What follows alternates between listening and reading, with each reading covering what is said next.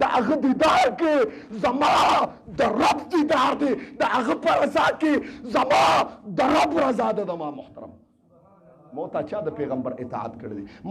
موتا کې چا دا تصور کړی دی الله ټول عمر تیر شو ګیره مې سپینه شوه مانه د دنیا په لذاتو کې دونه غر کې دا تصور دی کړی دی چې زه داسې یوه شپه د آرزو تمنا کړې ده چې زه د دغه پیغمبر دیدار وکم. داسې پیغمبر دی چې د هغه د باره کې حیواناتو نبی علیه السلام یو خره ساتلی و، هغه خره چې نبی علیه السلام د دنیا نه لاړه خر به په صحرا کې ګرځېده لیونی شو، اخره کې ځان کوی ته وغورځو چې په کومه دنیا کې زما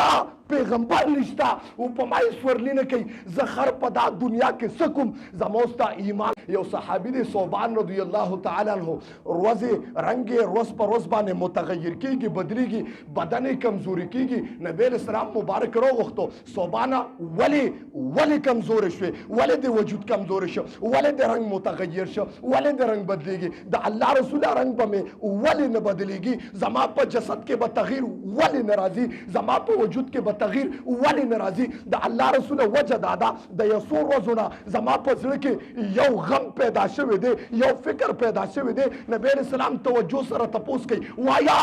څه فکر دی؟ صحابي ورته وایي د الله رسوله زه خو په دنیا کې چې کله خفه شم راشم ستا دیدار وکړم زما زړه ته سکون میلو شي. داسې کې د الله رسوله چې کله شپې له اوده شم نیمه شپه وړي بیا خوب نه راځي، ډډه په ډډه اوړم خوب نه راځي. ما وی پیغمبر مې نه دی لیدلی، د الله رسوله په نیمه شپه کې د خپلې بسترې نه راپاسم در مصطفی ته راشم، د الله رسوله ستا دیدار ته ناست یم. ولې ناست یم؟ زه وایم د الله دیدار ته نه دی ناست، د الله دپاره روغې ته ناست دی. د الله رسوله ستا دیدار ته ناست یم. د الله رسوله زه ډېر کمزور یم، زه ډېر ګناهګار یم، دنیا کې خو ستا دیدار وکړم، لیکن کله چې زمونږ د دې دنیا نه انتقال وشي، قبري دنیا ته انتقال وشي، زموږ ستا د دې ځای نه جدایي راشي، د الله رسوله ته پیغمبر ستا عهده بره ده، ته به په جنتونو کې په اعلی مقام باندې د الله رسوله زه صحابي ما، زه امتي ما، زه کمزور یم، زموږ ستا بلندي ډېره فاصله ده. الله رسوله زه ستا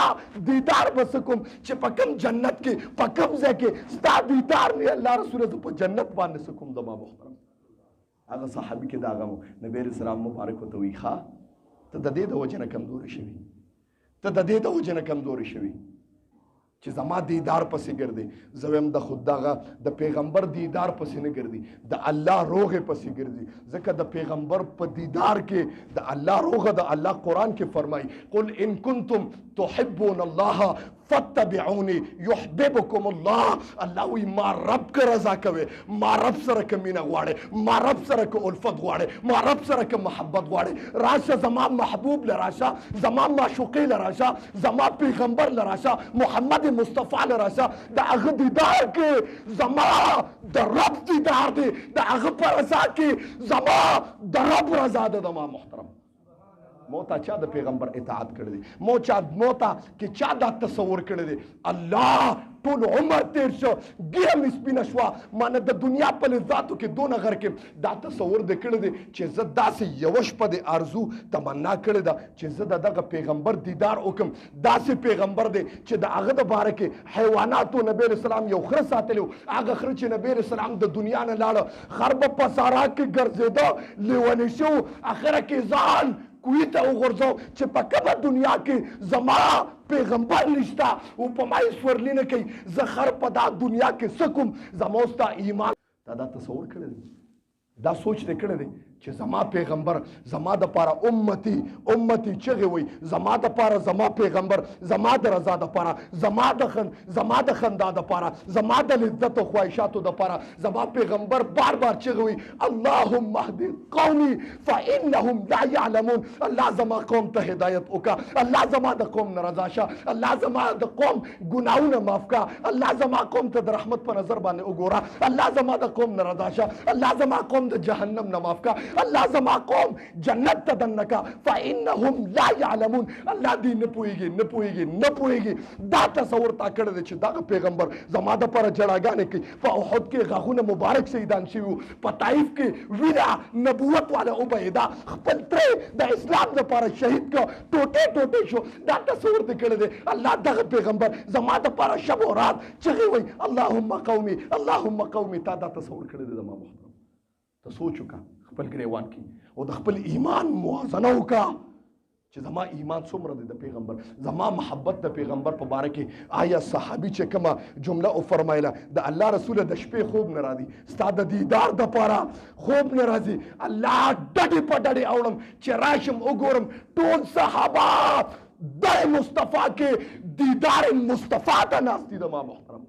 عمر فاروق او بکر صدیق ګرځېده ډېر بدحاله ګرځېده نبی علیه السلام تپوس وکړو عمر او بکر ولې خفه یې د الله رسول لوږې ده ډېر وزنه لوږې ده د لوږې نه برداشت نه کېږي ما ابوبکر ته وې راځه دیدار مصطفی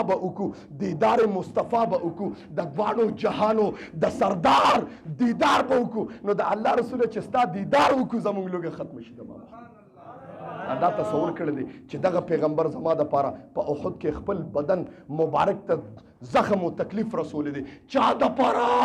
دا تصور وکړه فقط زما دپاره ته خبرې نن ته د پیغمبر مانه په سنتو باندې څنګه خپې راکاږي ته نن د پیغمبر په دغه باندې په اطاعت باندې څنګه خپې راکاږي تا دا سوچ کړی د ما محترمو راشه د پیغمبر د مینې یوه زره موافق د هغه سره محبت وکړه د الله سره روغه وکړه الله وی انسانانو روغه کې هیڅ نشته ما رب سره روغه وکړه الله فرمای والصلح خیر په روغه کې ما رب سره خیر دی ته ما سره روغه وکړه دا کم خلک چې ته ورپسې ګرځې دا به تا پسې منډې وي الله